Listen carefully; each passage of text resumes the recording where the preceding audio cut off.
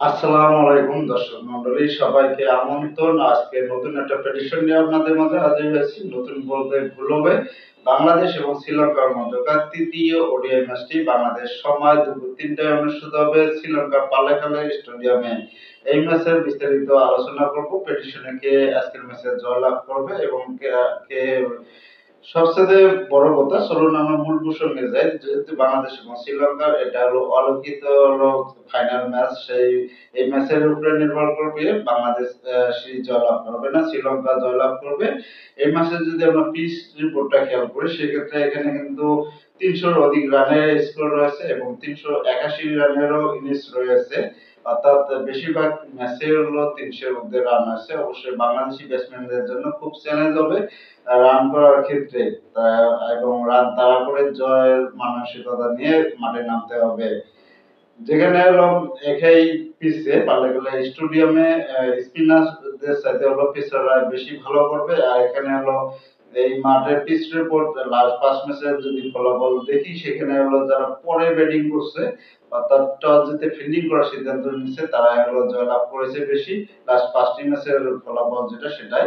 আর দুই দল যদি আমরা বর্তমান হেড টু হেড রেকর্ড দেখি, সেক্ষেত্রে হলো দুই দল শ্রীলঙ্কা এবং বাংলাদেশ মোট ৫৯টি ওডিআই ম্যাচে মুখোমুখি হয়েছে, যার মধ্যে ৪৪টি হলো ওডিআই ম্যাচ শ্রীলঙ্কা জয়লাভ করেছে। বিপরীতে বাংলাদেশ মাত্র ১৩টি ম্যাচ জয়লাভ করেছে এবং দুই দলের মধ্যকার দুটি ম্যাচ হলো পরিত্যক্ত হয়েছে। আর দুই দলের যদি লাস্ট ১০টা সিরিজ খেলেছে এবং ১০টা সিরিজ জয়লাভের মধ্যে ৬টি সিরিজ জয়লাভ করেছে শ্রীলঙ্কা দল এবং হলো দুটি সিরিজ জয়লাভ করেছে বাংলাদেশ, সেটা হলো ঘরের মাঠে।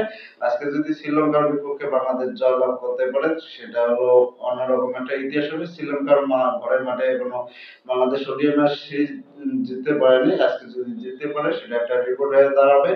পাশাপাশি বর্তমান র্যাঙ্কিং এর দিকে যদি খেয়াল করি, বাংলাদেশ রয়েছে র্যাঙ্কিং এর ১০ম স্থানে। আর আজকের ম্যাচ যদি জয়লাভ করতে পারে, অবশ্যই বাংলাদেশ ৯ নম্বরে নেমে আসবে। পাশাপাশি বাংলাদেশের বিশ্বকাপ খেলার জন্য ভালো হবে। আর বাংলাদেশের প্রিয় ফরম্যাটটা যদি ভালো করতে পারে আর এই জয় নিয়ে ফিরতে পারে, তাহলে পরবর্তী ম্যাচগুলো আরো বাংলাদেশের জন্য ভালো হয়ে দাঁড়াবে।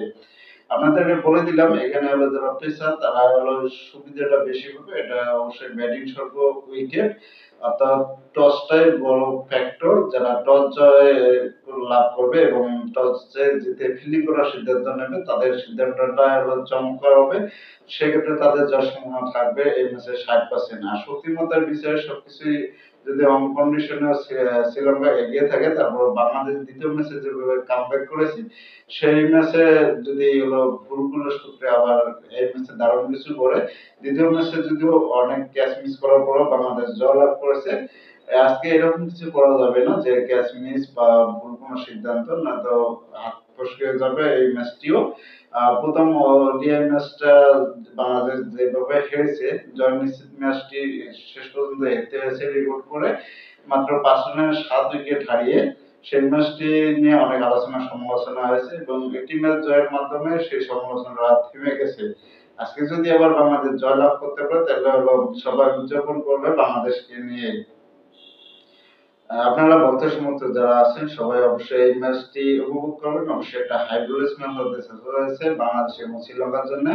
বাংলাদেশ আজকের ম্যাচে যদি জিততে পারে, তো অবশ্যই র্যাঙ্কিং এ উন্নতি হবে।